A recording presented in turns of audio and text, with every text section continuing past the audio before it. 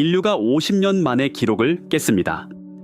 4명의 우주 비행사가 지구로부터 무려 25만 2756마일이나 멀어져 역사상 그 누구보다 더 멀리 나아갔습니다.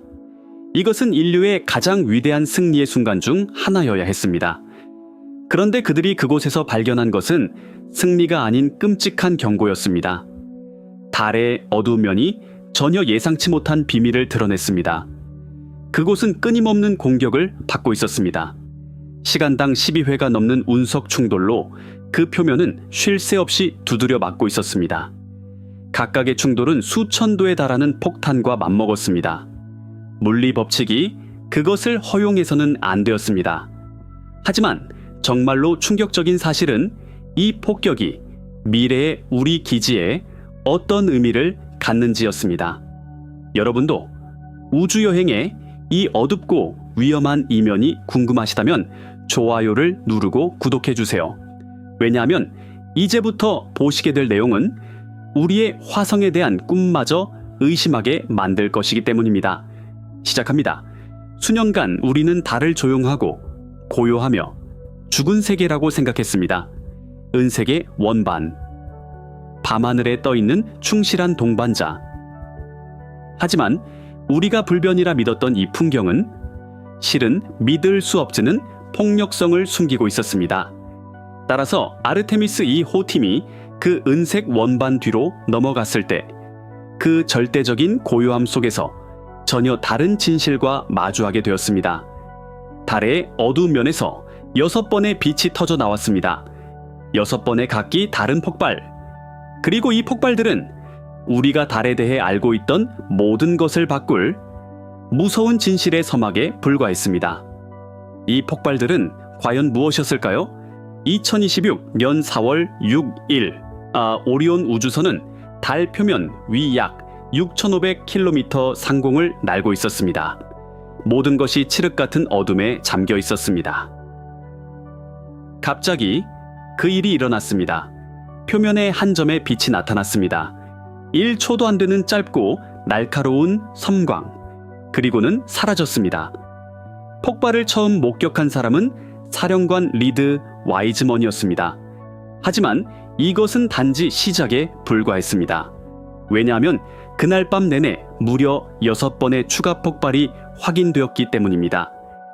이것들은 심우주에서 날아온 암석들이 시속 6만 4천 킬로미터가 넘는 속도로 달 표면에 충돌하며 만들어낸 폭발이었습니다. 이 충돌은 너무나 격렬해서 수천 킬로미터 밖에서도 맨눈으로 볼 수 있을 만큼 밝은 빛을 만들어냈습니다.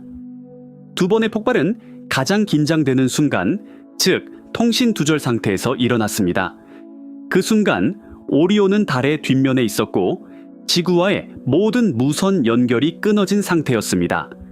따라서 캐나다 우주 비행사 제러미 헨슨이 목격한 그 두 번의 폭발은 단 4명의 인간만이 증인이었습니다. 죽은 세계에서 일어나는 폭발을 지켜보는 4명의 인간, 그리고 그것을 누구에게도 알릴 방법이 없었습니다. 하지만 진짜 놀라운 것은 이 폭발의 존재 자체가 아니었습니다. 왜냐하면 과학자들에게 이것은 그리 놀라운 일이 아니었기 때문입니다. 정말로 놀라운 것은 이 폭발들이 얼마나 일상적인가 하는 것이었습니다. 달은 조용한 곳이 아닙니다. 달은 표적지입니다. 하나의 사격장입니다. 이것이 바로 달의 가장 근본적이고도 가장 무서운 진실입니다. 대기가 없습니다. 따라서 달을 보호할 그 어떤 방패도, 그 어떤 방어수단도 존재하지 않습니다. 태양계의 끊임없는 폭격에 완전히 맨몸으로 노출되어 있습니다. 나사의 유성체 환경연구실은 이 진실을 숫자로 바꾸기 위해 2005년부터 달을 체계적으로 관측해 왔습니다. 엘라베마의 마셜 우주비행센터에 있는 쌍둥이 망원경으로 진행된 관측에서 지금까지 443건이 넘는 잠재적 충돌 섬광이 기록되었습니다. 유럽 우주국은 넬리오타라는 프로그램을 운영했습니다. 이 프로그램에서는 그리스에 있는 1.2m 망원경을 이용해 2017년과 2013년 사이에 192건의 확인된 달 충돌, 섬광을 발견했습니다. 하지만 이 숫자들은 단지 우리가 지구에서 볼 수 있는 것들일 뿐입니다. 실제 수학은 훨씬 더 어지럽습니다. 넬리오타 데이터에 따르면 평상시 달 표면 전체에는 시간당 약 7.4개의 유성이 충돌합니다. 유성우가 쏟아질 때는 이 숫자가 시간당 12.6개로 치솟습니다. 충돌하는 암석 대부분은 작습니다. 75에서 80%의 질량은 200g 미만입니다. 반지름은 3cm보다 작습니다. 즉, 산책하다가 툭 찰 수 있는 조약돌 정도입니다. 하지만 그 조약돌들은 초속 20에서 72km에 달하는 속도로 움직입니다. 이는 시속 4만 5천 마일에서 16만 마일에 해당합니다. 이 속도에서는 골프공만 한 크기의 암석도 소형 폭탄의 에너지를 지닙니다.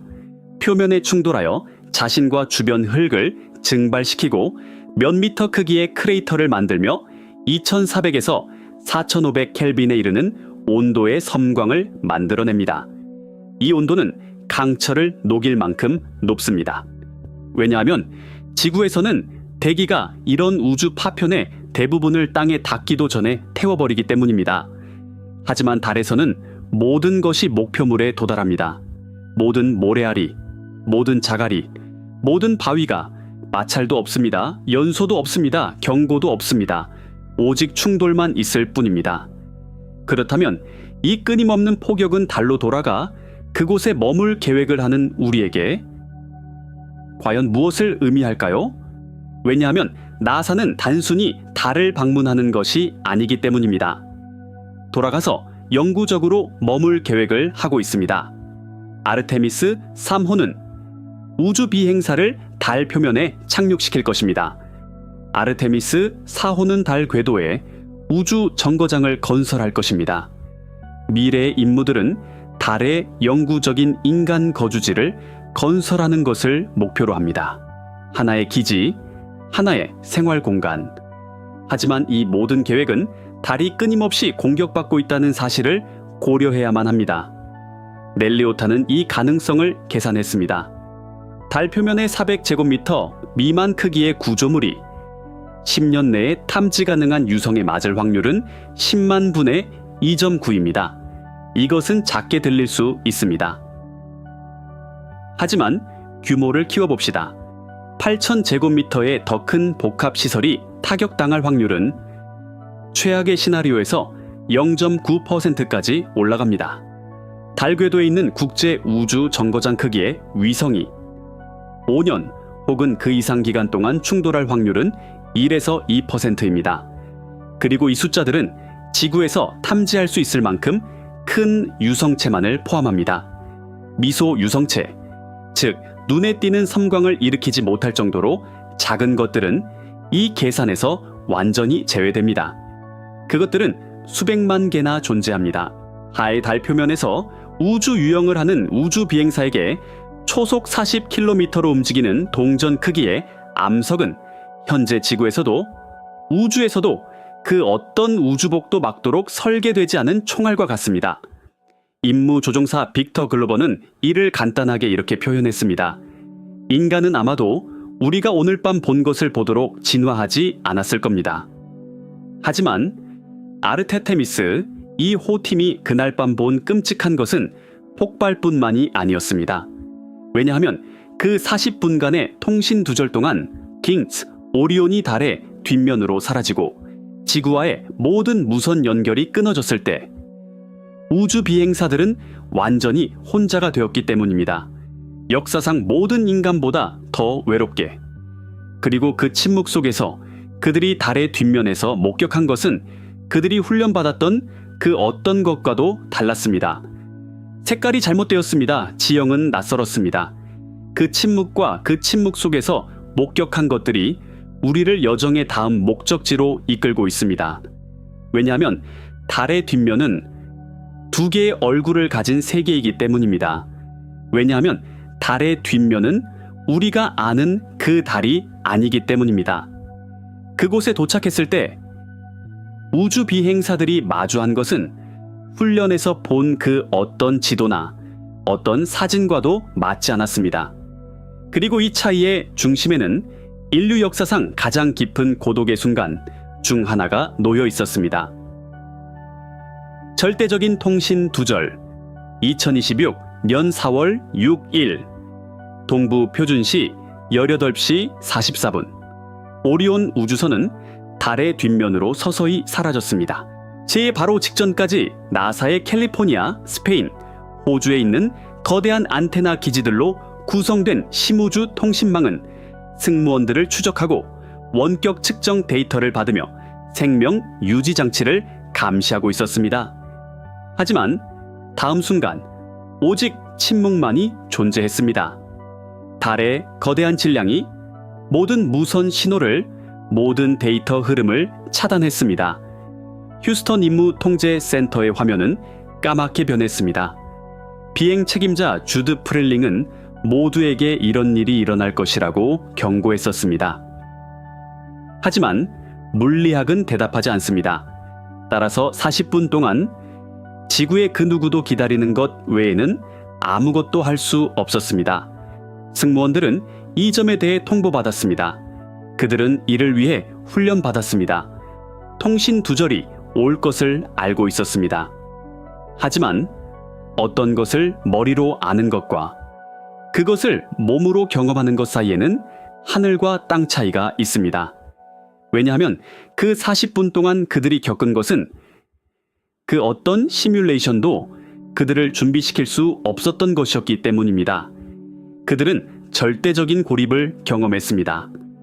이것은 외딴 길에서 휴대전화 신호가 끊기는 것과 같은 종류의 외로움이 아니었습니다.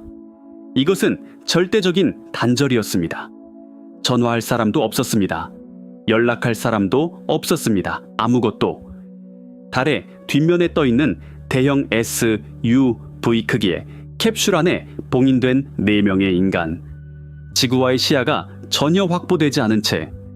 하지만 이 침묵 동안 그들은 단지 기다리기만 한 것이 아니었습니다. 그들은 지구가 사라지는 것을 지켜보았습니다. 이것을 지구 몰락이라고 부릅니다.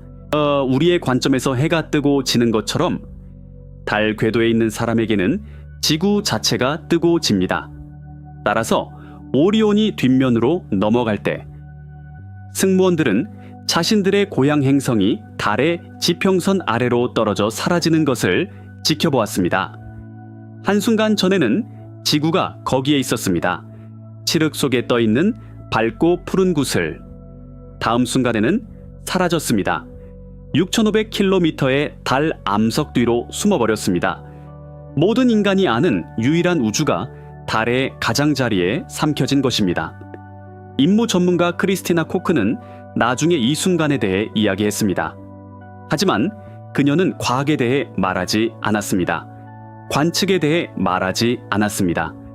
그녀는 지구를 다시 본 것에 대해 말했습니다.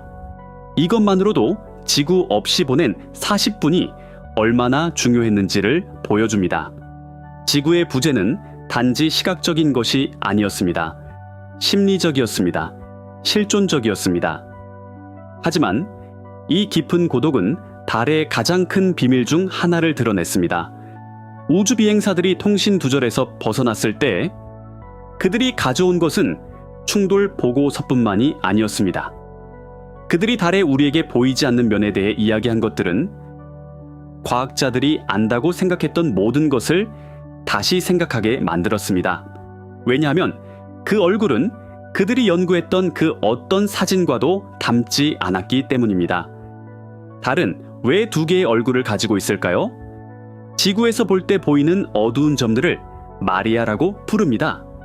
이 어두운 지역들은 수십억 년 전 표면으로 퍼져나가 매끄럽고 어두운 층으로 굳어진 고대 용암류입니다.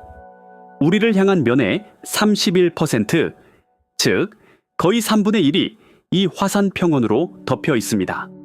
하지만 뒷면은 1%도 차이되지 않습니다. 그곳은 크레이터 위에 크레이터가 겹겹이 쌓인 창백한 세계 고대 고원지대입니다. 용암 평원도 없습니다. 어두운 바다도 없습니다. 오직 45억 년 동안 화산 활동에 의한 갱신 없이 두들겨 맞은 표면뿐입니다. 이 차이는 단지 외관상의 문제가 아닙니다. 말 그대로 깊숙이 파고듭니다. 왜냐하면 뒷면의 지각은 우리를 향한 면의 지각보다 최대 20km나 더 두껍기 때문입니다. 이 추가적인 두께는 소행성이 뒷면에 충돌하여 지각을 깨뜨렸을 때 아래의 마그마가 표면으로 쉽게 올라오지 못했다는 것을 의미했습니다. 균열이 충분히 깊게 파고들지 못했던 것입니다. 우리를 향한 면에서는 더 얇은 지각이 완전히 갈라졌고 녹은 암석이 분지를 채워 오늘날 우리가 보는 어두운 평원을 만들었습니다. 하지만 왜 한쪽의 지각이 다른 쪽보다 더 두꺼울까요? 바로 여기서 미스터리가 깊어집니다. 달의 우리 쪽 면에는 프로셀라룸 크립 지대라고 불리는 지질학적 지역이 포함되어 있습니다. 크립은 갈륨 K, 히토류 원소 R, E, E, 그리고 인 P를 의미합니다. 이 지역은 붕괴하면서 열을 발생시키는 방사성 원소, 즉 우라늄, 토륨, 칼륨이 풍부합니다. 이것은 달 내부에 수십억 년 동안 타오르는 방사성 용광로가 있다는 것을 의미합니다. 이 용광로는 우리 쪽 면에서 화산 활동을 촉발시켰습니다. 내부를 뜨겁게 유지했습니다. 분지를 채운 폭발에 동력을 공급했습니다. 따라서 우리 쪽 면은 지질학적으로 활발했지만 뒷면은 차갑고 조용히 남았습니다. 2025년 네이처지에 발표된 한 연구는 이 상황을 확인했습니다. 이 달이 지구의 중력에 반응하여 어떻게 미세하게 변형되는지를 측정함으로써 우리 쪽 면의 멘틀이 뒷면의 멘틀보다 측정 가능할 정도로 더 뜨겁다는 것을 밝혀냈습니다. 그 차이는 표면이 아니라 달의 내부에 새겨져 있었습니다. 그리고 중국의 창거 6호 임무는 이 연구를 한 걸음 더 나아가게 했습니다. 이 임무는 달의 뒷면에서 처음으로 샘플을 채취했습니다. 그리고 그들이 발견한 것은 충격적이었습니다. 표면에 도달하는데 성공한 뒷면의 용암은 약 1100도 섭씨에서 형성되었습니다. 이것은 우리 쪽 면의 현무암보다 대략 100도 섭씨 더 차가운 온도였습니다. 이 온도 차이가 모든 것을 형성했던 것입니다. 그렇다면 이 비대칭은 애초에 어떻게 시작되었을까요? 왜 한쪽 반구는 방사성 원소로 풍부해지고 다른 쪽은 그렇지 않았을까요? 그 답은 달의 역사상 가장 격렬했던 사건, 즉 달을 창조한 바로 그 사건으로 거슬러 올라갈 수 있습니다. 약 45억 년 전, 테이아라고 불리는 화성 크기의 천체가 원시 지구와 충돌했습니다. 이 충돌은 너무나 격렬해서 두 천체의 상당 부분을 증발시키고 지구 궤도로 녹은 파편 구름을 뿜어냈습니다. 바로 그 파편이 뭉치고 식어서 달이 되었습니다. 그리고 그 최초의 순간에 방사성 원소들이 한쪽에 집중되었을 수 있습니다.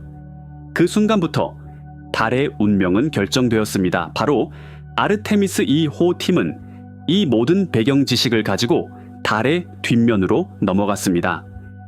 그들이 본 폭발은 달의 무방비 상태의 증거였습니다. 그들이 겪은 절대적인 침묵은 그곳이 얼마나 고립된 곳인지를 보여주는 지표였습니다.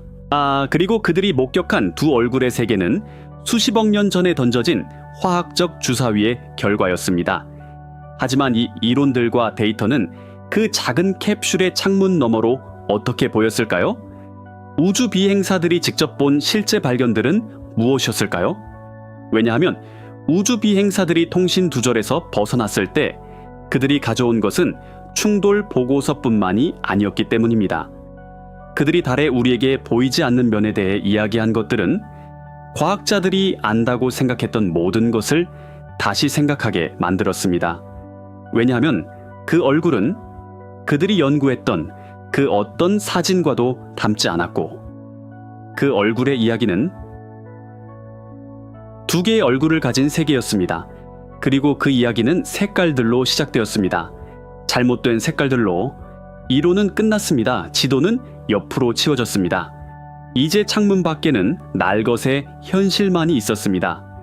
그리고 첫 번째 충격은 우리가 아는 가장 기본적인 진실에서 왔습니다. 달은 회색이 아니었습니다. 단 한 번도 그런 적이 없었습니다. 이것은 우리가 학교에서 배운 달이 아니었습니다. 이것은 사진 속에 창백하고 단색인 세계가 아니었습니다. 크리스티나 코크의 목소리가 무선을 통해 들려왔을 때, 과학자들은 숨을 죽였습니다. 달을 보면 볼수록 그녀가 말했습니다. 점점 더 갈색으로 보여요. 하지만 이것은 단지 시작에 불과했습니다. 왜냐하면 승무원들은 갈색과 푸른색의 색조를 묘사하기 시작했기 때문입니다. 고지대에서는 녹색을 띤 색깔들, 빛의 각도에 따라 변하는 미묘한 색조의 차이, 이것은 위성 이미지가 결코 포착할 수 없는 광물 성분을 드러내고 있었습니다. 어떻게 이런 일이 가능했을까요? 왜냐하면 우리 쪽 면의 31%는 어두운 마리아라고 불리는 용암 평원으로 덮여 있지만 뒷면은 단 1%만이 이런 특징을 가지고 있었기 때문입니다. 따라서 뒷면은 수십억 년 동안 두들겨 맞은 창백하고 오래된 고원 암석으로 이루어져 있었습니다. 이것은 지질학이 표면에 반영된 것이었습니다. 중국의 창어 6호 임무는 뒷면의 용암이 우리 쪽 면의 용암보다 약 100도 섭씨 더 차가운 즉 1100도 섭씨 근처에서 형성되었다는 것을 증명했습니다. 이것은 다른 광물, 다른 결정 구조, 그리고 궁극적으로 다른 색깔을 의미했습니다. 하지만 이 정보를 알고 있는 것과 그것을 직접 눈으로 보는 충격은 전혀 다른 문제였습니다. 50년 동안 우리에게 들려준 이야기는 틀렸습니다. 달은 무색이 아니었습니다. 우리는 그저 잘못된 면을 보고 있었을 뿐입니다. 하지만 그 후 그들은 터미네이터에 도달했습니다. 빛과 어둠이 만나는 그 날카로운 선. 그리고 그들이 본 것은 색깔보다 훨씬 더 충격적이었습니다. 빅터 글로버의 목소리는 경이로움으로 가득 찼습니다. 우리는 공상과학으로 넘어왔습니다. 그가 말했습니다. 왜냐하면 지구에서는 매끄러운 곡선으로 보이는 그 선이 달 궤도에서 볼 때는 지옥 같은 풍경이었기 때문입니다. 믿을 수 없을 정도로 울퉁불퉁해요. 제러미 헨슨이 덧붙였습니다. 승무원들은 완전히 어둠에 둘러싸인 작은 땅의 섬들을 보고 있었습니다. 이것들은 주변의 계곡들이 이미 밤에 잠겼을 때 마지막 햇빛을 붙잡고 있는 산봉우리와 크레이터, 가장자리였습니다. 이 풍경은 산산조각 난 것처럼 보였습니다. 부서지고 낯설게 햇빛이 표면에 거의 평행한 각도로 비추고 있었습니다. 따라서 모든 능선, 모든 언덕, 모든 크레이터, 가장자리가 풍경을 가로질러 뻗어 나가는 거대한 긴 그림자를 만들고 있었습니다. 이 그림자들은 보통은 보이지 않는 미세 능선, 얇은 균열, 그리고 작은 높이 변화를 드러냈습니다. 우주 비행사들은 96km 높이의 아폴로 임무가 결코 볼 수 없었던 것을 보고 있었습니다. 왜냐하면 그들은 약 6500km 높이에서 완전히 다른 관점에서 보고 있었기 때문입니다. 그리고 이 관점은 달의 매끄러운 가면을 벗겨냈습니다. 그 아래의 진짜 혼돈을 드러냈습니다. 터미네이터는 폭로자였습니다. 그리고 그것이 폭로한 것은 달이 평화로운 곳이 아니라 오히려 폭력으로 형성되고 두들겨 맞고 산산조각 난 세계라는 것이었습니다. 그들이 본 풍경은 어떤 지도에도 없었습니다. 어떤 시뮬레이션에서도 보여준 적이 없었습니다. 이것은 인간의 눈이 카메라가 결코 전달할 수 없는 것, 즉 3차원의 공포를 처음으로 이해하는 순간이었습니다.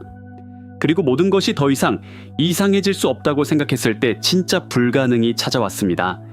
달에 눈이 있었습니다. 빅터 글로버는 터미네이터 근처의 일부 산봉구리들이 너무 밝아서 마치 눈으로 덮인 것처럼 보인다고 보고했습니다. 이래서는 안 됐습니다. 이것은 불가능했다. 물론 눈은 아니었습니다. 달 표면에서 특히 직사광선을 받는 곳에서 이 정도 양의 고체 상태의 물은 존재할 수 없었습니다. 그곳의 온도는 얼음을 즉시 증발시켰을 것입니다. 하지만 그 이미지는 거기에 있었습니다.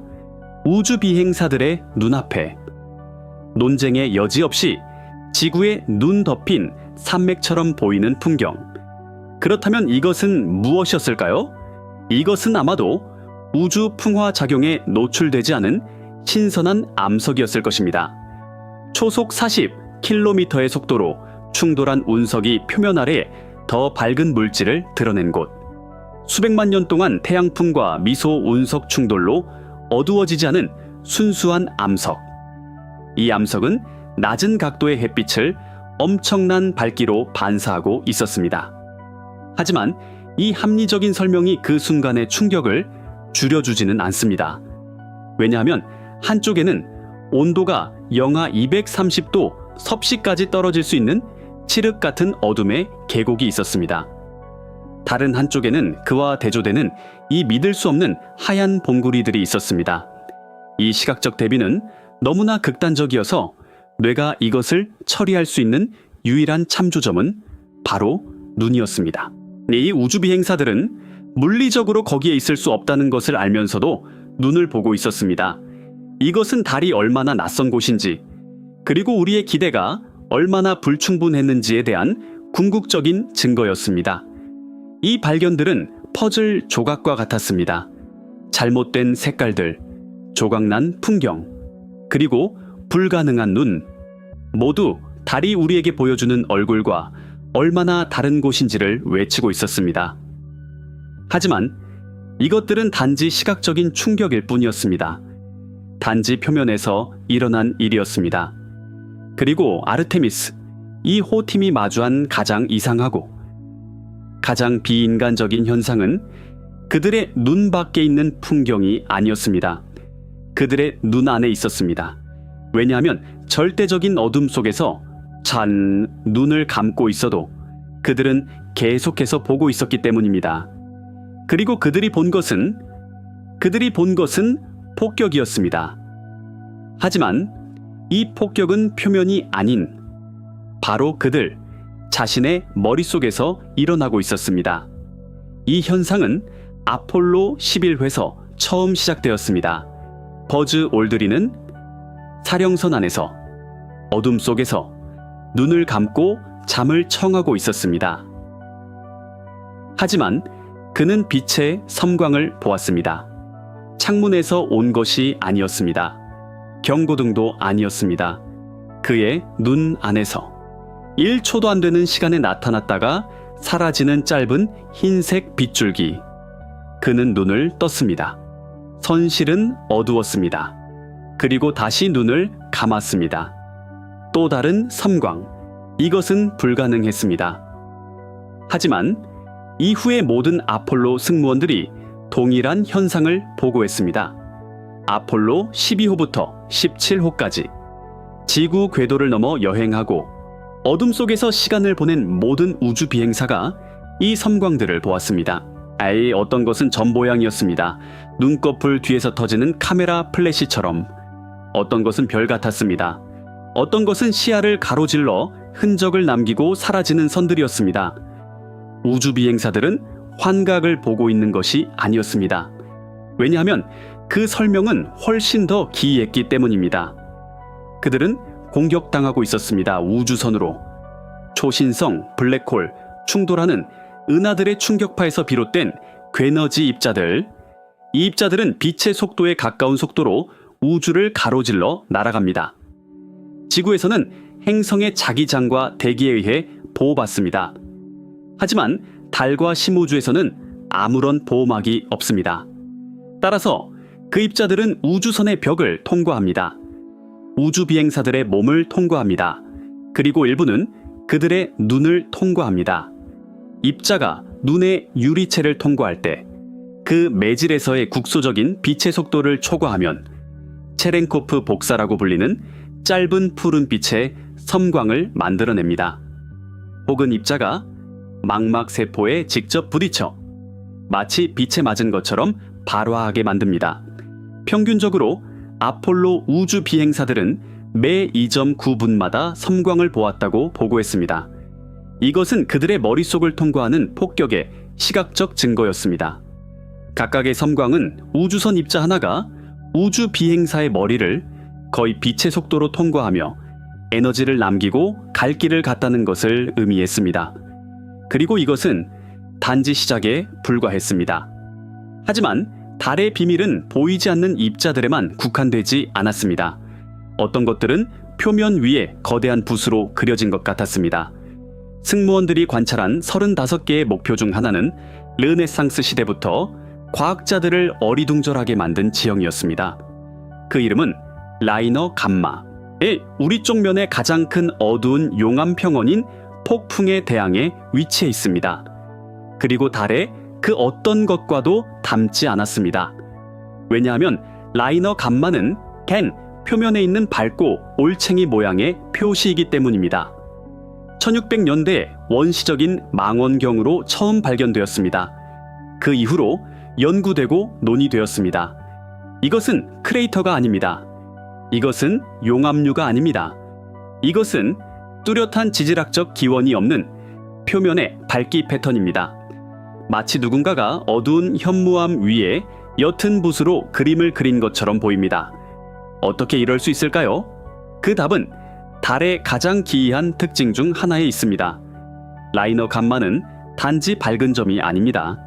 달에서 가장 강력한 자기 이상 지대 중 하나의 바로 위에 위치하고 있습니다. 바로 여기서 이야기는 더욱 기묘해집니다. 달은 이제 전 지구적인 자기장을 가지고 있지 않습니다. 수십억 년 전에 죽었습니다. 따라서 달은 자기적으로 벌거벗어야 합니다. 하지만 그렇지 않습니다. 표면에 흩어져 있는 수십 개의 국소적인 자기 주머니가 있습니다. 표면의 암석이 이제는 존재하지 않는 자기장의 흔적을 문신처럼 새기고 있는 작은 지역들. 이 이상 지대의 세기는 지구의 자기장에 비해 매우 약합니다. 단지 수백 나노테슬라. 지구의 것은 약 5만 나노테슬라입니다. 하지만 그들은 거기에 있습니다.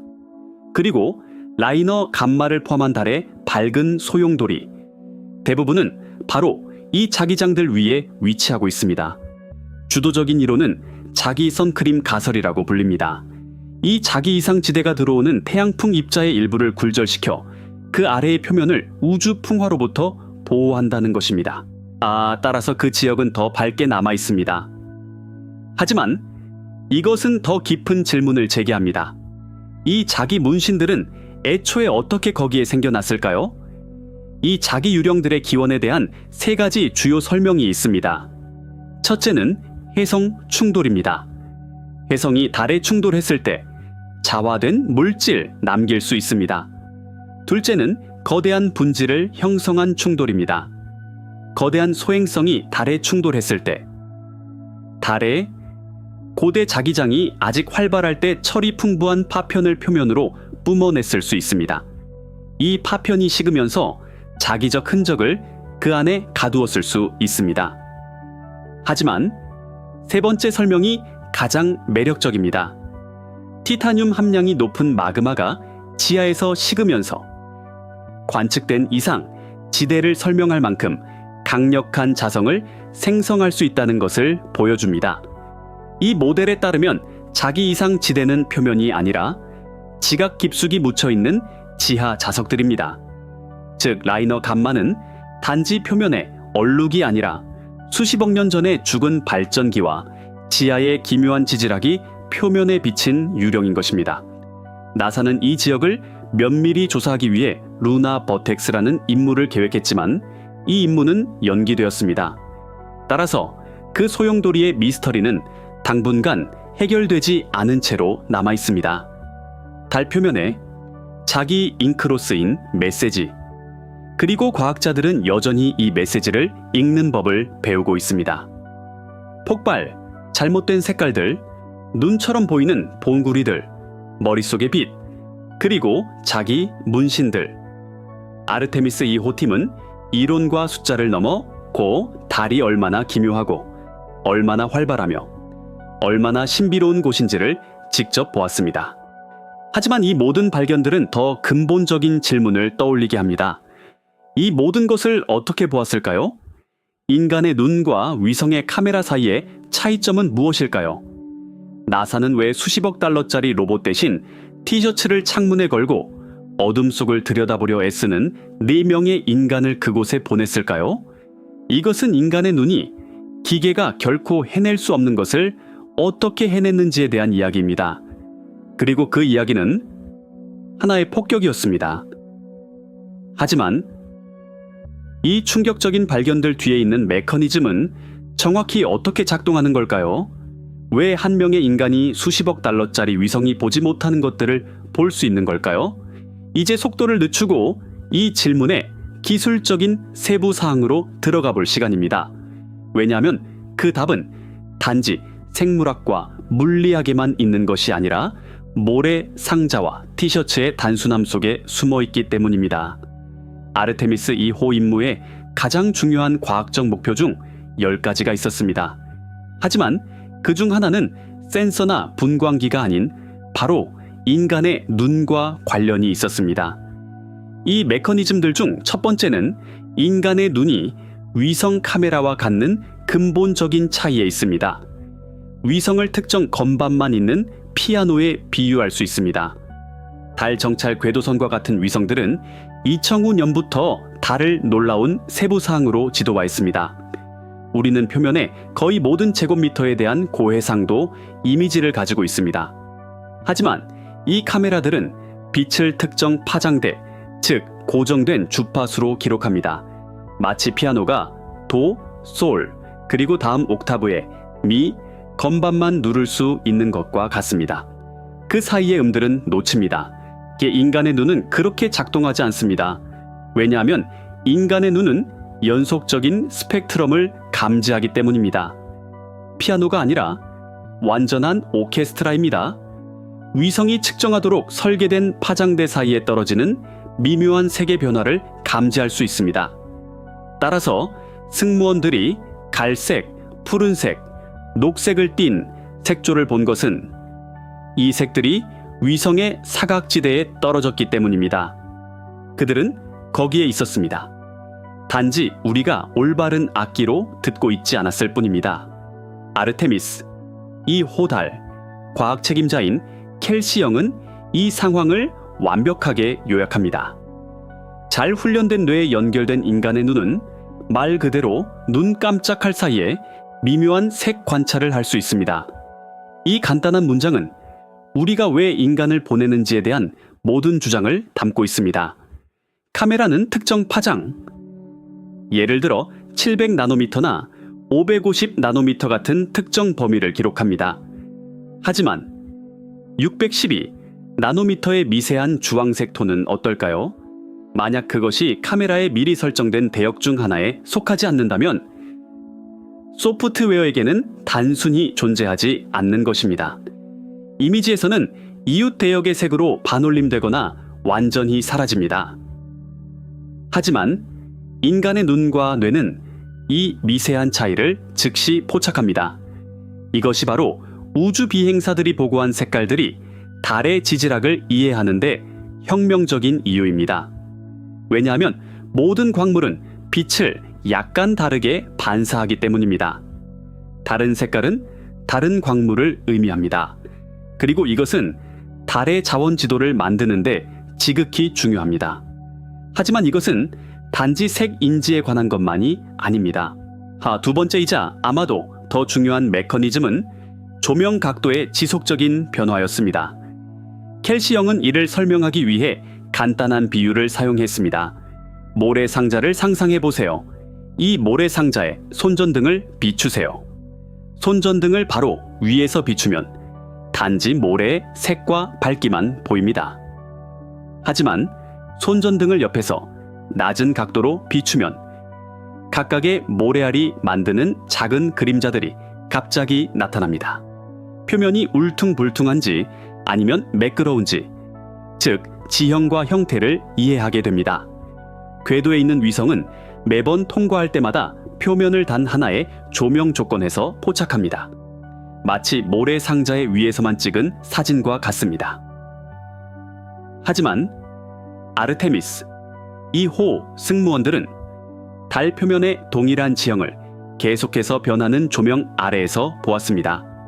오리온이 약 6,500km 높이에서 이동하는 동안 태양의 입사각은 계속해서 변했습니다. 동일한 크레이터가 1분 전과 완전히 다르게 보였습니다. 이것은 그들에게 단일 사진이 결코 줄 수 없는 것을 주었습니다. 바로 동적인 관점입니다. 특히 터미네이터, 즉 빛과 어둠의 선에 가까워졌을 때 이 효과는 절정에 달했습니다. 그곳에서는 햇빛이 표면에 거의 평행하게 들어왔습니다. 이것은 가장 작은 언덕조차도 킬로미터 길이의 그림자를 만들게 했습니다. 빅터 글로버가 공상과학으로 넘어왔다 고 말한 불가능할 정도로 울퉁불퉁한 풍경이 바로 이것이었습니다. 그 긴 그림자들은 위성들의 평평하고 위에서 조명된 이미지에서는 사라지는 작은 능선, 균열, 그리고 높이 차이를 드러냈습니다. 이것은 달 표면의 2차원 지도를 보는 것과 그 지형에서 3차원으로 걷는 것의 차이와 같습니다. 이제 위성은 당신에게 거기에 크레이터가 있다고 말합니다. 계속 변하는 조명 아래의 인간의 눈은 당신에게 그 크레이터의 가장자리는 얼마나 날카로운지, 그 안의 그림자는 얼마나 깊은지, 그리고 벽은 어떻게 침식되었는지를 설명합니다. 이것은 데이터를 수집하는 것과 이해하는 것 사이의 차이입니다.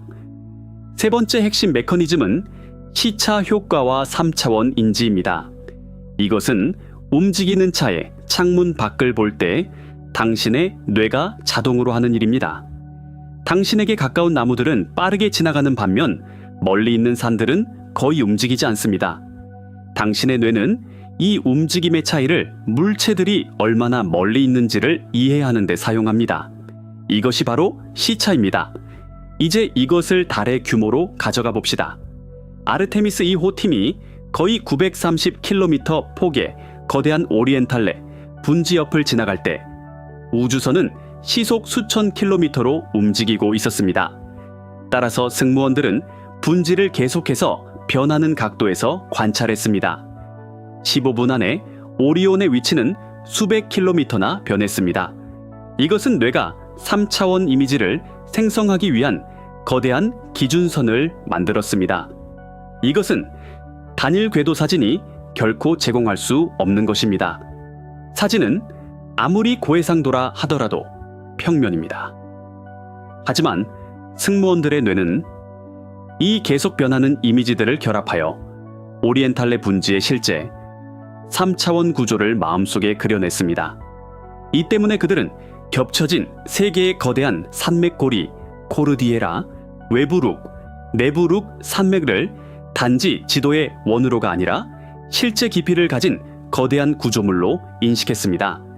마찬가지로 훨씬 더 오래되고 침식된 허셜 크레이터와 오리엔탈레를 비교했을 때 이 3차원 인지는 지질학적 시간의 시각적 증거로 변했습니다.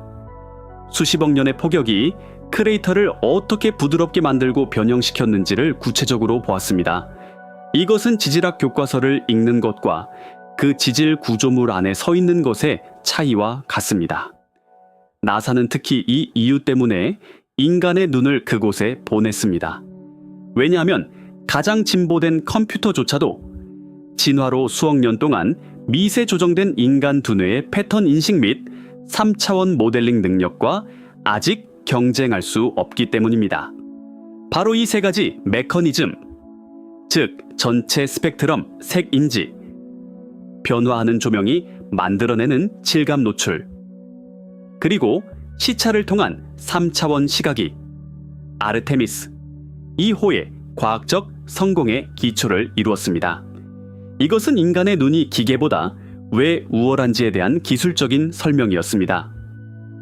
하지만 이 방정식에는 인간적인 요소도 있습니다. 티셔츠를 창문에 거는 것부터 우주 비행사들의 눈이 피로해지는 것까지 예측 불가능하고 혼란스러우며 전적으로 인간적인 세부 사항들. 그렇다면 이 인간 요소는 과학적 과정을 어떻게 형성했을까요? 그리고 가장 중요한 것은 잠시 과학을 옆으로 치우고 단지 인간이 되었을 때 무슨 일이 일어났을까요? 왜냐하면 임무의 가장 잊을 수 없는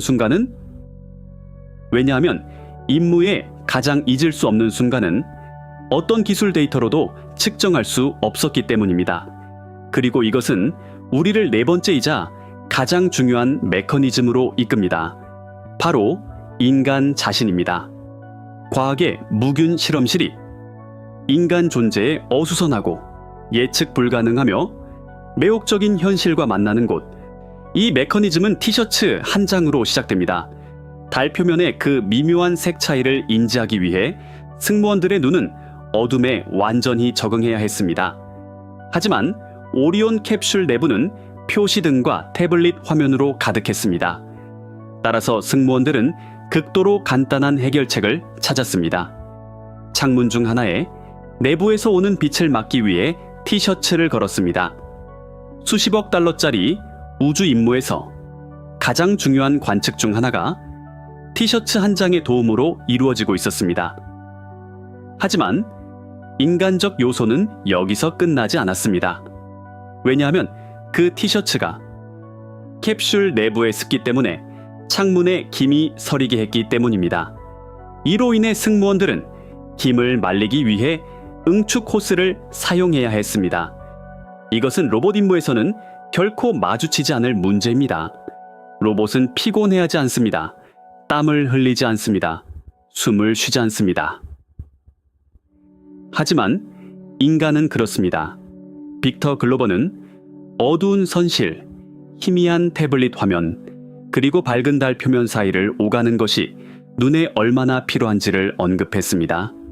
눈에 매우 필요한 일입니다. 그가 말했습니다. 창밖을 본 후 선실로 돌아오면 눈이 다시 적응하는 것을 느낄 수 있습니다. 이것이 바로 집에서 40만 킬로미터 떨어진 작은 캡슐 안에서 과학을 하는 인간적 요소입니다. 어수선하고 현실적이며 로봇의 보고서에는 결코 담기지 않을 귀중한 데이터로 가득 차 있습니다. 이 때문에 나사 과학자들은 우주 비행사들을 2인 1조로 작업하게 했습니다. 2명의 우주 비행사가 55분에서 85분 동안 창문에서 관측하는 동안 다른 2명은 임무 통제센터와 통신하거나 운동을 하거나 식사를 했습니다. 이것은 단지 효율성을 위한 것이 아니라 인간의 지구력 한계를 이해하기 위한 것이었습니다. 로봇은 배터리가 닿을 때까지 영원히 일할 수 있습니다. 하지만 인간은 다음 휴식 시간까지만 일합니다. 그리고 때때로 그 휴식 시간에 가장 예상치 못한 과학이 나타납니다. 하지만 이 인간 메커니즘이 가장 강력했던 순간은 데이터가 아닌 감정이 전면에 나섰을 때였습니다. 이곳은 과학이 시가되는 곳입니다. 로봇은 표면에 수천 개의 크레이터를 목록화할 수 있습니다. 그것들의 직경, 깊이, 나이를 정밀하게 측정할 수 있습니다. 하지만 로봇은 결코 한 크레이터에 세상을 떠난 아내의 이름을 붙여주지 않습니다. 이것은 오직 인간만이 할 수 있는 일입니다. 그리고 제러미 헨슨의 목소리가 그날 달 궤도에서 지구로 전해졌을 때 이 메커니즘의 힘을 모두에게 보여주었습니다. 승무원들은 이전에 이름이 붙여지지 않은 2개의 새로운 크레이터를 확인했습니다. 첫 번째에는 우주선의 이름인 인테그리티, 성실함을 붙이고 싶어 했습니다. 하지만 두 번째는 달랐습니다. 헨슨은 크레이터의 위치를 설명했습니다. 그리고 임무 통제 센터를 얼어붙게 한 그 말을 했습니다. 달에 있는 밝은 점인데 우리는 그것을 캐럴이라고 부르고 싶습니다. 캐럴 테일러 와이즈먼은 사령관 리드 와이즈먼의 아내였습니다. 2020년 46세의 나이로 암으로 세상을 떠났습니다. 제 헨슨이 말하는 동안 와이즈먼은 그의 어깨에 손을 얹었습니다. 그의 눈은 촉촉했습니다. 그리고 두 남자는 포옹했습니다. 이어서 코크와 글로버도 그들에게 합류했습니다. 4명의 우주 비행사는 무중력 상태에서 서로를 껴안고 눈물을 닦았습니다. 그 순간 휴스턴의 임무통제센터는 침묵에 잠겼습니다. 이것은 데이터 포인트가 아니었습니다. 이것은 인간 그 자체였습니다. 그리고 이 순간은 임무의 과학적 목표 이상의 것을 달성했습니다. 수백만 명의 사람들에게 아르테미스 2호 임무는 더 이상 단순한 우주 비행이 아니었습니다. 사랑과 상실과 추모의 이야기가 되었습니다. 이것이 바로 대중 참여, 영감, 스윙, 그리고 인간적 유대의 메커니즘입니다. 로봇은 수십억 달러의 예산을 정당화할 수 없습니다. 하지만 아내를 추모하며 달의 크레이터에 이름을 붙인 한 남자는 그렇게 할 수 있습니다. 왜냐하면 이것은 우리에게 왜 우주로 가는지를 상기시켜주기 때문입니다. 단지 우리가 무엇인지를 알기 위해서가 아니라 우리가 누구인지를 이해하기 위해서, 그리고 이 우리가 누구인지 이해하는 과정은 또 다른 강력한 심리적 메커니즘으로 절정에 이릅니다. 바로 오버뷰 효과, 조망 효과입니다. 이 용어는 우주 철학자 프랭크 화이트가 1987년에 우주 비행사들이 우주에서 지구를 보았을 때 겪는 인지적 변화를 설명하기 위해 만들었습니다. 이것은 단순한 경외감이 아닙니다. 이것은 근본적인 관점의 변화입니다. 이것을 당신 도시의 지도를 보는 것과 비행기에서 그 도시를 내려다보는 것의 차이로 생각할 수 있습니다. 지도는 당신에게 거리의 이름과 배치를 알려줍니다. 하지만 비행기에서 보면 그 도시가 살아 숨쉬는 유기체라는 것, 그 모든 개별적인 부분들이 어떻게 하나의 전체를 이루는지를 보게 됩니다. 바로 이것이 오버뷰 효과입니다. 다만 우주적인 규모에서 말이죠. 우주 비행사들이 지구를 볼 때 국경은 사라집니다. 갈등은 사소해집니다. 행성은 있는 그대로의 모습으로 보입니다. 하나의 시스템, 하나의 유기체, 살아있는 모든 것이 공유하는 단 하나의 집. 아폴로 8호 승무원들은 1968년에 이것을 처음 경험했습니다. 그들이 찍은 지구 도디 사진은 환경 운동을 촉발시키는 데 도움을 주었습니다. 왜냐하면 인류에게 그 어떤 연설이나 통계도 할 수 없었던 방식으로 우리 자신의 취약성을 보여주었기 때문입니다. 아르테미스 2호 승무원들도 같은 변화를 겪었습니다. 빅터 글로버의 그 순간의 메시지는 이 효과의 요약이었습니다. 우리를 믿으세요. 여러분은 멋져 보입니다. 아름다워 보입니다. 그리고 하나의 존재처럼 보입니다. 호모 사피엔스, 우리 모두입니다. 이것은 과학을 넘어서는 발견입니다. 이것은 자원이나 지정학을 위해서가 아니라 관점을 위해 우주로 가는 농어입니다. 이것은 표면에서는 우리 모두가 같은 바위 위에 서 있다는 것을 기억하기 위함입니다. 이 메커니즘은 데이터를 생산하는 것이 아니라 지혜를 생산합니다. 그리고 이 지혜는 한 임무의 아마도 가장 영구적인 유산일 것입니다. 인간 눈의 기술적 우위, 인간 요소의 혼란스러운 현실, 그리고 오버뷰 효과의 깊은 지혜, 이것이 바로 나사가 로봇 대신 4명의 인간을 달에 보낸 다층적인 메커니즘이었습니다. 초 데이터를 수집하고 이해하며 그 이해를 인류의 나머지에게 영감을 줄 이야기로 바꾸는 것. 하지만 이 모든 기술적이고 인간적인 메커니즘들은 승무원들을 그들이 그때까지 본 그 어떤 것에도 대비시키지 못했습니다. 왜냐하면 그들의 궤도가 그들을 태양, 달, 그리고 우주선을 완벽하게 일렬로 정렬시키는 바로 그 지점으로 이끌었기 때문입니다. 그리고 그 지점에서 그들이 목격하게 될 것은 끝이자 시작이었습니다. 그들이 본 가장 비범하고 가장 상상할 수 없는 광경이 여전히 앞에 있었습니다. 57분간의 기적. 그들이 태양의 죽음과 재탄생을 지켜본 바로 그 순간. 그들이 태양의 죽음과 재탄생을 지켜본 바로 그 순간. 그리고 지금 진짜 기적이 시작됩니다. 템포가 빨라집니다. 숨을 죽이세요.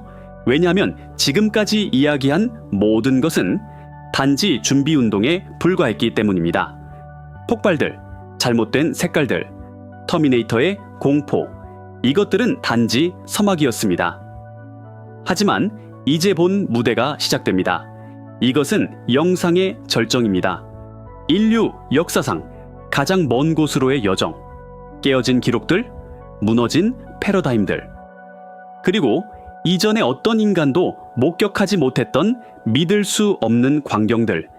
안전벨트를 매세요. 왜냐하면 지금부터 최고 속도로 질주할 것이기 때문입니다. 그리고 첫 번째 기록, 그것은 한 유령의 패배였습니다. 기록이 깨졌습니다. 그렇게 간단합니다. 아폴로 13호의 기록, 53년 동안 깨지지 않았던 그 전설적인 한계, 이제는 없었습니다. 2026년 4월 6일 동부 표준시 정각 19시 7분 오리온 캡슐은 지구로부터 40만 7,522km 거리에 도달했습니다. 제2아폴로 13호의 기록은 40만 171km였습니다. 즉 정확히 7,351km 더 멀리 간 것입니다. 이것은 서울과 베이징 사이의 거리보다 더 먼 차이입니다. 그 순간 그들은 역사상 살았거나 죽은 모든 이들보다 더 멀리 있었습니다. 인류의 가장 외롭고 가장 먼 성우자가 되었습니다. 하지만 이 기록은 어떻게 가능했을까요? 왜냐하면 오리온은 아폴로와 다른 궤도를 따랐기 때문입니다. 달 주위를 더 높은 고도 표면에서 약 6,500km 높이에서 통과했습니다. 이 자유귀환 궤도는 그들에게 아폴로 13호의 비상 경로보다 더 큰 원심력을 제공했습니다. 따라서 그 순간이 왔을 때 임무 통제 센터에서는 박수갈채가 터져 나오지 않았습니다. 왜냐하면 이 기록은 도착점이 아니라 통과점이었기 때문입니다. 제러미 헨슨이 그 순간 한 말은 모든 것을 요약했습니다. 우리는 이 세대와 다음 세대에게 이 기록이 오래가지 않도록 도전합니다. 이것은 축하가 아니었습니다. 이것은 횃불의 계승이었습니다. 이것은 우리가 여기까지 왔으니 이제 당신들이 더 멀리 가라는 의미였습니다. 이것은 인류의 우주 여정이 단지 다시 시작되었음을 알리는 가장 명확하고 가장 충격적인 선언이었습니다. 그리고 그들은 침묵 속에서 기록을 깼다는 것을 알면서도 그렇게 했습니다. 하지만 다음 기록은 그 어떤 센서도 측정할 수 없었습니다. 왜냐하면 이것은 물리학에 관한 것이 아니었기 때문입니다. 이것은 인간의 마음에 관한 것이었습니다.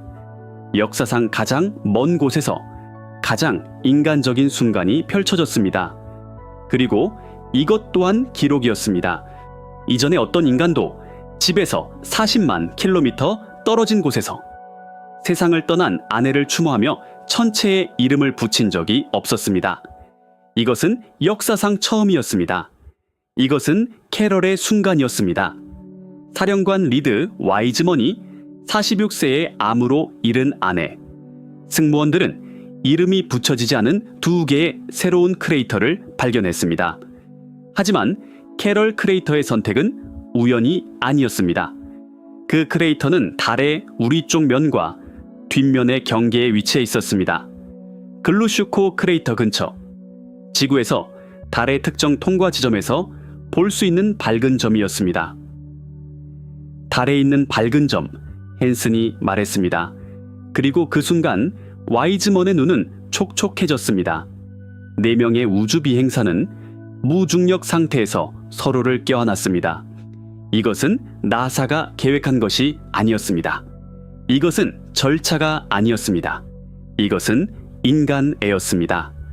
그리고 그 순간 휴스턴의 임무 통제센터는 침묵했습니다.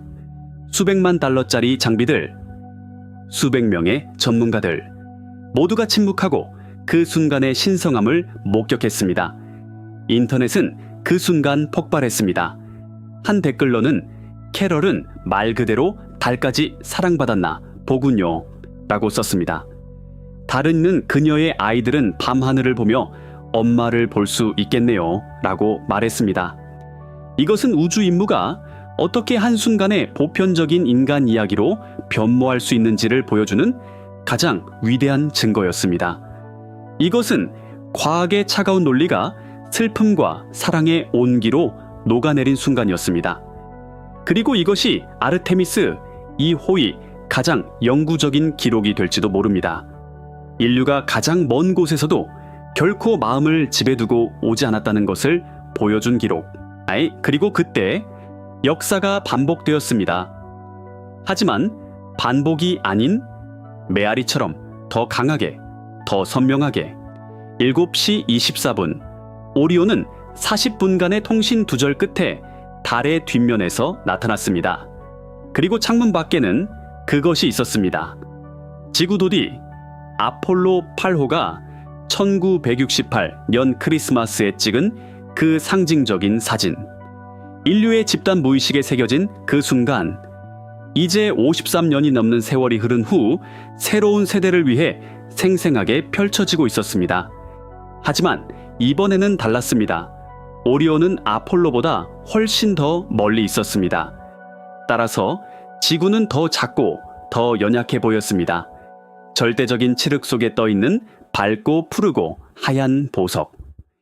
그 순간 오버뷰 효과가 온 힘을 다해 덮쳤습니다.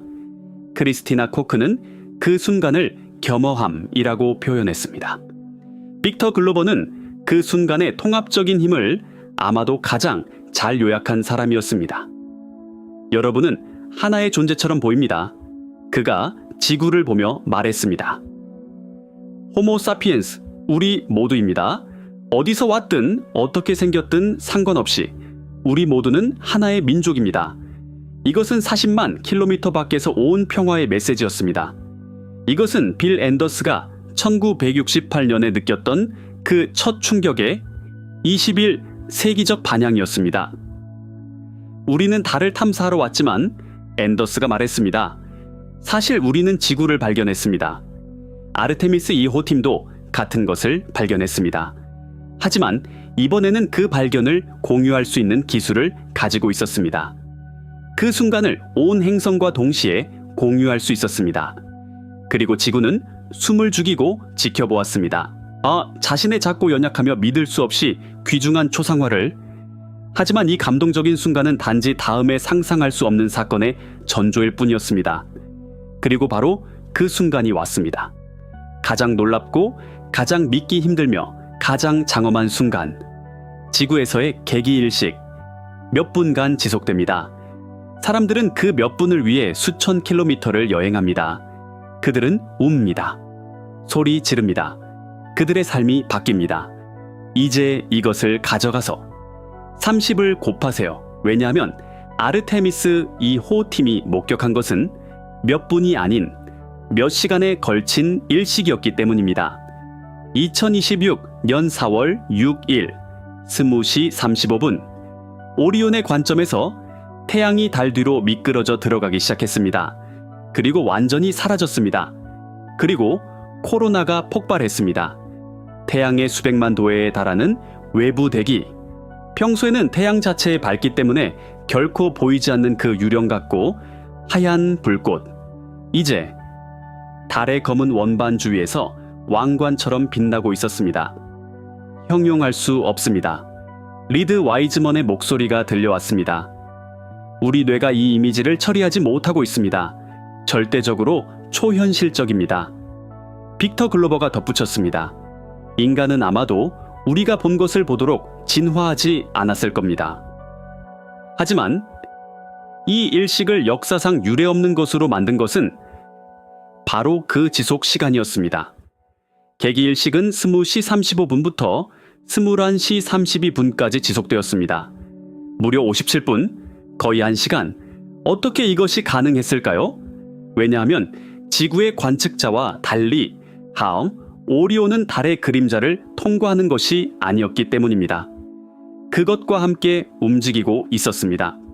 그림자의 가장자리에서 말 그대로 서핑을 하고 있었습니다.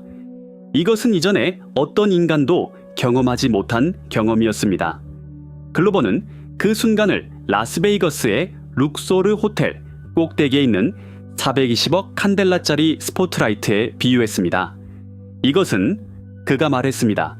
그 스포트라이트가 커서 되고 싶어 하는 것 같습니다.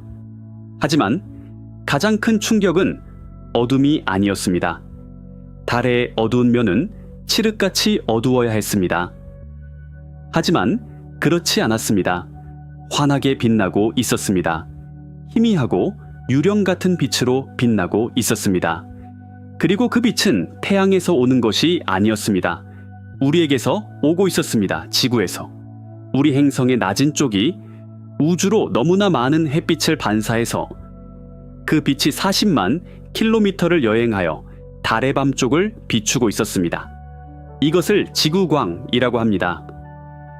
하지만 승무원들은 그 빛이 그렇게 밝을 것이라고는 결코 예상하지 못했습니다.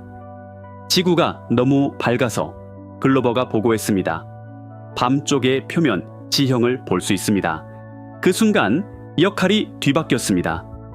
우리의 작고 푸른 행성이 자신의 위성을 위한 등대가 된 것입니다. 그리고 4명의 인간은 이전에 아무도 보지 못한 광경을 목격하고 있었습니다. 바로 자신의 집에서 오는 빛으로 밝혀진 다른 세계의 표면. 이것은 과학을 넘어섰습니다. 이것은 시였습니다. 그리고 그 시 속에는 더 깊은 미스터리가 숨겨져 있었습니다. 그리고 그 시 속에는 더 깊은 미스터리가 숨겨져 있었습니다. 왜냐하면 지구광이 비추는 그 어둠 속에는 다른 빛들도 있었기 때문입니다.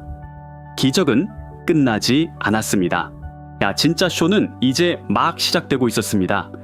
우주 비행사들은 이전에 어떤 인간도 일식 중에 본 적이 없는 것을 목격하고 있었습니다.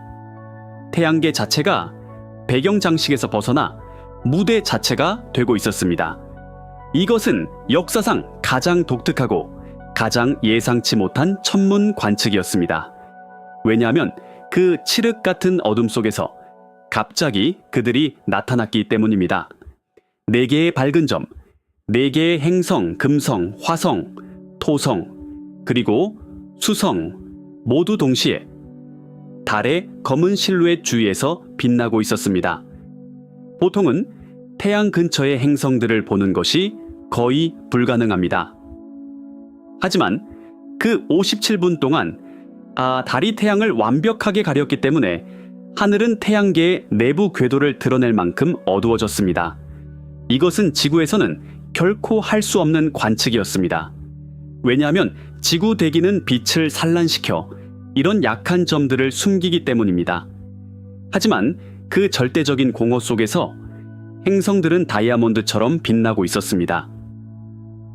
하지만 그게 전부가 아니었습니다. 글로버는 무전으로 또 다른 것을 보고했습니다. 그리고 이것은 과학자들을 충격에 빠뜨렸습니다. 일식 중에 2개의 유성을 보았습니다. 하지만 이것들은 달 표면의 충돌 섬광이 아니었습니다. 이것들은 우주 공간에서 오리온 캡슐 앞을 지나가는 실제 유성이었습니다. 순간적으로 빛났다가 사라지는 2개의 빗줄기. 어떻게 이것이 가능했을까요? 이 작은 파편들은 이 희박한 태양 환경과 상호작용하여 순간적으로 불타거나 단지 시야를 지나가면서 햇빛을 반사했을 것입니다. 이것은 믿을 수 없을 정도로 드문 현상입니다. 우주가 얼마나 크고 비어 있는지 생각해 보세요. 그리고 그 작은 창문으로 그 짧은 순간에 2개나 보다니. 이것은 태양계가 얼마나 역동적이고 얼마나 활기차며 더러운 곳인지를 보여주는 가장 직접적인 증거였습니다. 우주 비행사들은 단지 달을 보고 있는 것이 아니었습니다. 그들은 태양계의 작동 원리를 날 것 그대로 필터링되지 않은 상태로 실시간으로 보고 있었습니다. 이것은 계획되지 않은 과학적 보너스였습니다. 그리고 역사상 가장 긴 일식을 동시에 역사상 가장 생산적인 계획되지 않은 관측의 순간으로 만들었습니다. 하지만 승무원들이 찾고 있던 다른 유령들도 있었습니다. 이것들은 행성이나 유성보다 훨씬 더 포착하기 어렵고 훨씬 더 신비로운 빛들이었습니다. 황도광, 그리고 부유하는 달 먼지. 이 두 현상은 태양계에서 가장 어려운 관측 목표 중 하나입니다. 그리고 일식은 그것들을 포착할 역사상 가장 큰 기회였습니다. 황도광은 행성 간 먼지 입자에서 반사된 태양빛이 만드는 희미한 빛입니다. 이 먼지는 태양계의 평면을 채웁니다. 하지만 너무 희미해서 지구의 가장 어둡고 깨끗한 밤에도 겨우 알아볼 수 있습니다. 부유하는 달 먼지는 더욱 기이합니다. 아폴로 임무 중에 우주 비행사들은 일출과 일몰 때 달의 지평선을 따라 신비로운 빛을 발견했습니다. 과학자들은 이것이 태양의 자외선에 의해 정전기적으로 대전되어 표면에서 밀려난 미세한 먼지 입자들이라고 믿고 있습니다. 즉, 달 표면 바로 위를 떠다니는 먼지, 구름, 유령 같은 대기. 어떻게 이것이 가능할까요? 달에는 대기가 없습니다. 하지만 태양의 복사선이 표면에 먼지 입자에 양전하를 줍니다. 표면도 같은 방식으로 대전되기 때문에 이 입자들은 서로를 밀어냅니다. 마치 두 자석의 같은 극을 가까이 했을 때처럼. 따라서 이 아주 작은 먼지 입자들은 표면에서 몇 센티미터 또는 몇 미터 위로 떠오릅니다. 일식 동안 태양이 가려졌을 때 이 떠다니는 먼지 입자들이 그들 뒤에 희미한 코로나 빛에 대해 실루엣으로 보일 수 있을 것으로 기대되었습니다. 아르테미스 2호 팀은 이 두 유령 같은 빛을 찾았습니다. 그들이 그것들을 확실히 확인했는지 여부는 데이터 분석을 통해 밝혀질 것입니다. 하지만 이 탐색 자체만으로도 유인 우주 비행이 얼마나 중요한지를 증명합니다. 왜냐하면 이런 순간적이고 믿을 수 없을 정도로 희미하며 예상치 못한 현상을 알아차리는 것은 잘 훈련되고 적응된 인간의 눈의 전문 분야이기 때문입니다. 로봇은 자신에게 주어진 것을 찾습니다. 하지만 인간은 기대하지 않았던 것을 발견할 수 있습니다. 달의 이 가장 깊은 비밀들은 아마도 오직 인간만이 그 완벽한 어둠의 순간에 포착할 수 있었을 것입니다. 백이 아니라 정화의 공간이었기 때문입니다. 세상의 소음, 기대의 산만함으로부터 정화된 마음은 더 명확하게 보고 더 깊이 느낍니다. 우주 비행사들은 그 침묵 속에서 달에 보이지 않는 면의 진짜 색깔을 보았습니다. 두 번의 충돌 섬광을 목격했습니다. 그리고 지구가 지평선 위로 다시 떠오르는 것을 보았을 때 느꼈던 그 형언할 수 없는 안도감과 경외감을 경험했습니다. 한이 따라서 통신이 다시 연결되었을 때 그들의 목소리는 더 이상 단지 데이터를 전달하는 전문가들의 목소리가 아니었습니다. 그들은 증인들의 목소리였습니다. 그 침묵의 지혜로, 그 공허의 무게로 가득 찬 목소리들, 이것이 바로 그 위대한 역설입니다. 의미 있는 목소리는 종종 깊은 침묵에서 태어난다는 것. 예술가의 최고의 작품은 그의 스튜디오의 침묵 속에서 나옵니다. 작가의 가장 강력한 단어들은 그의 고독 속에서 형성됩니다. 당신도 이것을 압니다. 인생의 소음 속에서 자신의 목소리를 듣기는 어렵습니다. 하지만 자신에게 그 조용한 순간들을 만들어줄 때, 명상을 할 때, 자연 속에서 혼자 걸을 때, 당신의 생각은 명료해집니다. 당신이 무엇을 원하는지, 누구인지를 더 잘 이해하게 됩니다. 아르테미스 2호는 우리에게 침묵이 부재가 아니라 잠재력임을 상기시켜 주었습니다. 그리고 우리의 가장 강력한 메시지들은 종종 우리의 가장 조용한 순간들에서 나온다는 것을, 당신도 당신의 침묵 속에서 당신의 목소리를 찾을 수 있습니다. 세 번째이자 마지막 내적 역설은 과거의 무게와 미래의 부름입니다.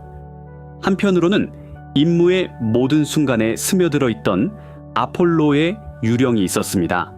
짐 러벨의 목소리, 아폴로 8호의 임무 패치, 아폴로 13호의 기록.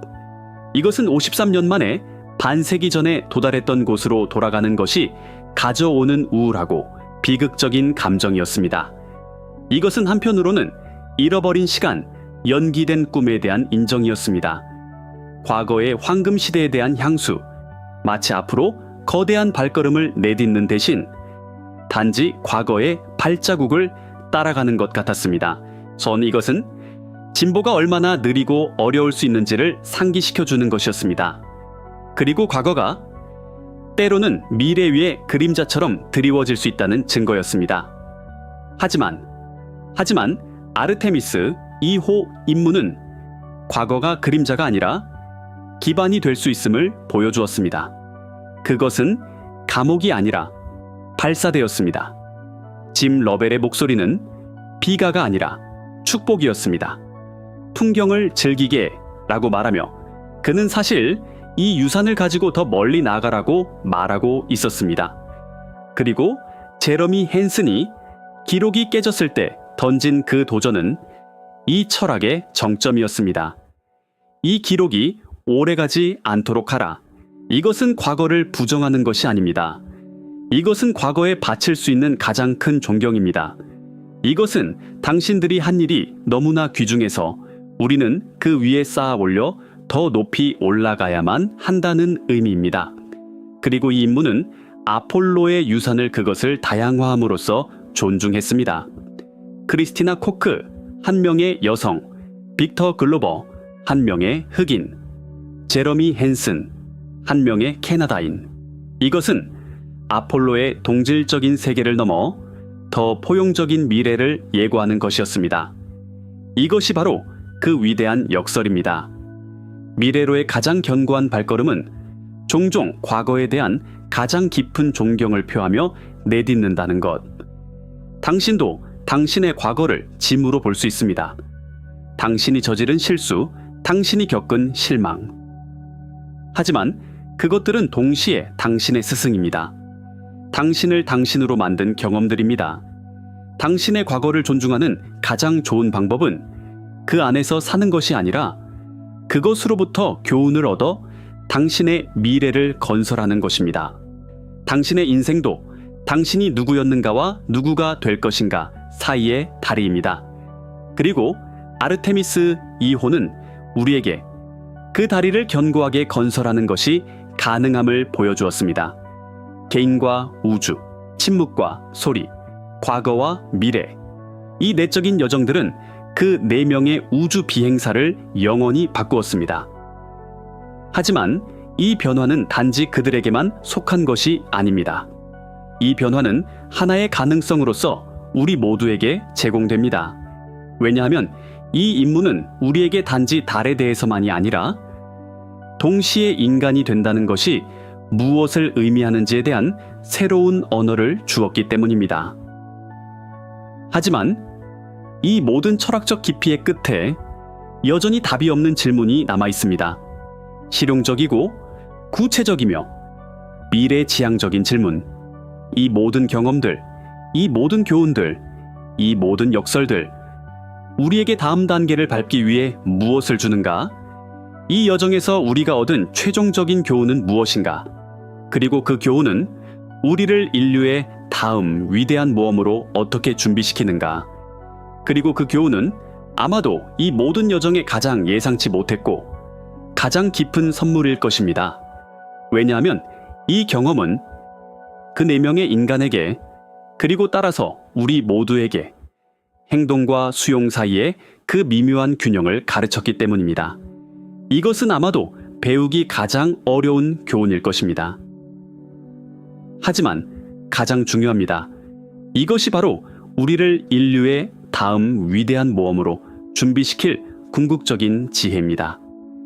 그리고 이 지혜 또한 1년의 마지막 심화된 역설들로 밝혀집니다. 그중 첫 번째는 목적과 무목적의 역설입니다. 한편으로는 인간종의 그 멈출 수 없는 목적 지향성이 있습니다. 우리는 목표를 세우고 계획을 짜고 문제를 해결하는 종입니다. 아르테미스 2호 임무는 이 목적 지향성의 걸작입니다. 수만 명의 사람들이 10년 이상 동안 단 하나의 목표를 위해 일했습니다. 4명의 인간을 달에 보내고 안전하게 귀환시키는 것. 모든 나사, 모든 코드라인, 모든 궤도 계산, 모두 이 위대한 목적에 봉사했습니다. 이것은 인간의 지성과 의지의 가장 순수한 형태입니다. 우리는 무언가를 할 것이다 라고 말하고 우리는 해냅니다. 이것이 우리를 산을 옮기고 바다를 건너고 별에 도달하게 하는 종으로 만듭니다. 이것이 우리의 비극적이면서도 동시에 영광스러운 운명입니다.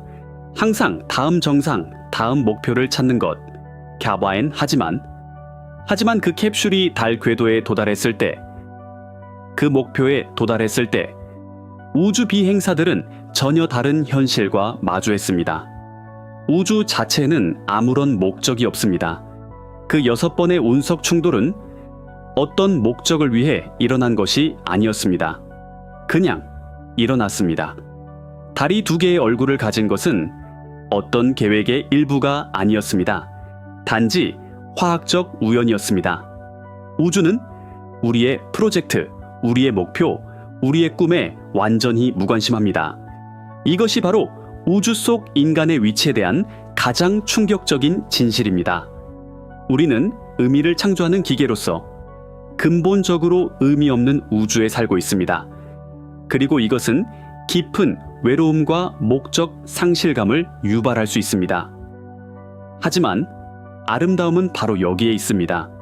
왜냐하면 우주가 우리에게 목적을 주지 않았기 때문에 우리는 우리 자신의 목적을 창조하는데 자유롭기 때문입니다. 이것이 바로 그 위대한 역설입니다. A의 목적 없는 우주에서 우리의 가장 큰 힘은 우리 자신의 목적을 창조하는 능력이라는 것. 그 4명의 우주 비행사는 그 목적 없는 공허 속에 자신들의 의미를 가져왔습니다. 과학을 하고 기록을 깨고 울고 웃고 그리고 한 크레이터에 캐럴이라는 이름을 붙였습니다. 그들은 그 차갑고 무관심한 풍경을 인간의 온기로 채웠습니다. 당신도 당신의 삶에서 이 역설을 경험합니다. 때로는 인생이 무의미하고 당신의 노력이 헛된 것처럼 느껴질 수 있습니다. 하지만 그때 당신은 당신 자신의 작은 목적들을 창조합니다. 가족을 이루고 예술 작품을 만들고 누군가를 돕고 정원을 가꾸는 것. 이것들은 우주가 당신에게 준 목적이 아닙니다. 이것들은 당신이 우주에게 주는 선물입니다. 그리고 아르테미스, 이 호는 우리에게, 우리의 가장 큰 성공은 그 거대한 무목적성 속에서 우리 자신의 작고 귀중한 의미의 섬들을 창조하는 것임을 상기시켜 주었습니다. 2번째 역설은 차이와 통일의 역설입니다. 한편으로는 아르테미스, 이 호 승무원이 대표하는 그 놀라운 다양성이 있습니다. 한 명의 여성, 한 명의 흑인, 한 명의 캐나다인, 한 명의 미국인, 다른 배경, 다른 문화, 다른 삶의 경험. 이것은 아폴로 시대의 동질성과는 매우 다른 그림이었습니다. 그리고 이 차이들은 단지 상징적인 것이 아니었습니다. 임무 자체에 풍요로움을 더했습니다. 다른 관점, 다른 관찰 능력, 다른 문제의 해결 접근법. 빅터 글로버는 그 다양성을 완벽하게 요약했습니다. 우리가 우리의 차이점을 옆으로 치워둘 때가 아니라 우리의 차이점을 한데 모을 때 우리는 위대한 일을 해냅니다. 이것이 21세기의 가장 근본적인 진실입니다. 다양성은 약점이 아니라 힘입니다. 하지만 그 캡슐이 그 가장 먼 지점에 도달했을 때 그 다양성은 훨씬 더 깊은 통일성 속으로 녹아들었습니다. 창밖을 내다보았을 때 그들은 더 이상 여성이, 흑인이, 캐나다인이, 미국인이 아니었습니다. 그들은 그 작은 푸른 행성에서 온 4명의 지구인이었습니다. 그 순간 그들을 구분짓던 모든 꼬리표, 모든 정체성은 그 압도적인 공통 경험 속에서 의미를 잃었습니다. 그들은 인류의 한 팀이었습니다. 이것이 바로 그 위대한 역설입니다. 진정한 통일은 차이점을 없애는 것이 아니라 그것들을 초월함으로써 발견된다는 것. 우리를 하나로 묶는 것은 우리 모두가 같다는 것이 아니라 우리 모두가 그 똑같은 작고 취약한 행성을 공유한다는 것입니다. 당신도 당신의 삶에서 이 역설을 경험합니다. 다른 신념, 다른 의견, 다른 생활 방식의 사람들과 마주칩니다. 그리고 이 차이점들은 때때로 갈등과 불일치를 낳을 수 있습니다. 하지만 그때 공통의 위협, 공통의 기쁨, 공통의 상실에 직면했을 때 당신은 그 차이점들이 얼마나 사소한지를 깨닫습니다. 그리고 당신을 하나로 묶는 그 근본적인 인간성을 재발견합니다. 아르테미스 2호는 우리에게 그 공통의 기반, 그 오버뷰 효과를 찾기 위해 재앙을 기다릴 필요가 없다는 것을 상기시켜 주었습니다. 단지 위를 쳐다보고 우리의 관점을 바꾸는 것만으로도 충분할 수 있다는 것을 보여주었습니다. 당신도 그 통일의 일부입니다. 그리고 그 통일은 당신의 차이점에도 불구하고가 아니라 당신의 차이점들과 함께 더욱 강해집니다. 그리고 이것은 우리를 마지막 철학적 사유, 이 여정의 궁극적인 교훈으로 이끕니다. 귀환과 전진의 역설. 한편으로는 집으로 돌아가려는 본능이 있습니다. 그 10일간의 임무 끝에 모든 기록, 모든 발견 후에 가장 큰 목표는 집으로 돌아가는 것이었습니다.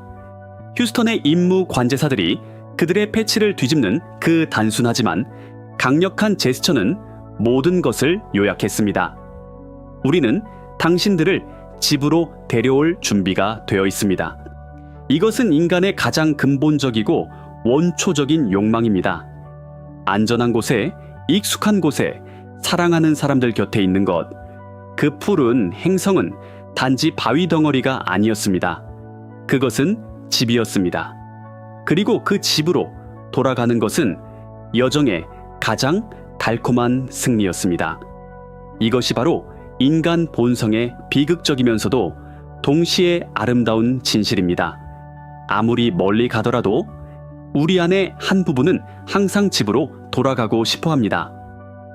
하지만 동시에 앞으로 나아가고 탐험하고 미지의 세계로 손을 뻗으려는 충동이 있습니다. 제러미 헨슨의 그 도전, 이 기록이 오래가지 않도록 하라. 짐 러벨의 목소리, 풍경을 즐기게 라고 말하며 사실은 이 풍경을 다음 세대를 위해 더욱 넓혀라고 말했던 것. 이것이 바로 그 위대한 역설입니다. 인류는 동시에 뿌리에 충실하면서도 날개를 펴고 싶어하는 종이라는 것. 우리는 집에 속하고 싶어 하면서도 그 집 너머의 세계를 궁금해합니다. 그리고 아르테미스 프로그램 전체는 이 역설 위에 세워져 있습니다. 아르테미스 2호는 안전하게 집으로 돌아오는 리허설이었습니다. 하지만 아르테미스 3호는 표면에 내려앉아 머무는 첫걸음이 될 것입니다. 이 아르테미스 4호는 그 보금자리를 달 궤도로 옮길 것입니다. 그리고 그 너머는 화성입니다. 당신도 당신의 삶에서 이 긴장감을 경험합니다. 한편으로는 당신의 안락한 영역, 습관, 안전한 항구에 편안함이 있습니다. 하지만 다른 한편으로는 새로운 것을 시도하고 위험을 감수하고 자신을 발전시키려는 욕구가 있습니다. 그리고 인생의 예술은 이 둘 사이에서 균형을 잡는 것입니다. 뿌리를 잊을 만큼 멀리 가지도 않고 날개를 무디게 할 만큼 집에만 머물지도 않는 것. 아르테미스 2호는 이 균형을 완벽하게 상징했습니다. 그것은 귀환이었습니다. 하지만 동시에 훨씬 더 큰 전진의 시작이었습니다. 거리와 근접성, 시간과 순간, 지식과 미스터리, 취약성과 힘, 위험과 아름다움, 개인과 우주, 침묵과 소리, 과거와 미래, 목적과 무목적, 차이와 통일, 그리고 마지막으로 귀환과 전진. 이 철학적 여정은 우리에게 우주와 우리 자신에 대한 깊은 교훈을 주었습니다. 이 여정은 이제 끝을 향해 가고 있습니다. 하지만 사실은 모든 것이 이제 막 시작되고 있습니다. 왜냐하면 아르테미스 2호는 끝이 아니라 시작이기 때문입니다. 도착점이 아니라 초대장입니다. 그 4명의 인간은 달의 뒷면에서 단지 바위와 크레이터만을 본 것이 아닙니다. 그들은 인류의 미래로 통하는 창문을 열었습니다. 그리고 그 창문을 통해 우리가 본 것은 두려우면서도 믿을 수 없이 희망적입니다. 이제 이 긴 여정의 끝에서 이 모든 조각들을 하나로 모아 달의 뒷면에서 가져온 그 마지막, 가장 중요한 메시지를 이해할 시간입니다. 저희 여정에서 우리는 달의 어두운 면을 보았습니다. 하지만 제가 여러분에게 말하지 않은 것이 하나 있습니다. 우주 그 자체도 하나의 어두운 힘의 지배를 받고 있습니다. 그 이름은 암흑 에너지. 그리고 이 에너지는 단지 빈 공간을 확장시키는 것뿐만 아니라 우주를 서서히 갈기갈기 찢고 있습니다. 우리의 다음 여정에서는 이 우주적 힘의 최종 승리를 목격하게 될 것입니다. 준비되셨습니까?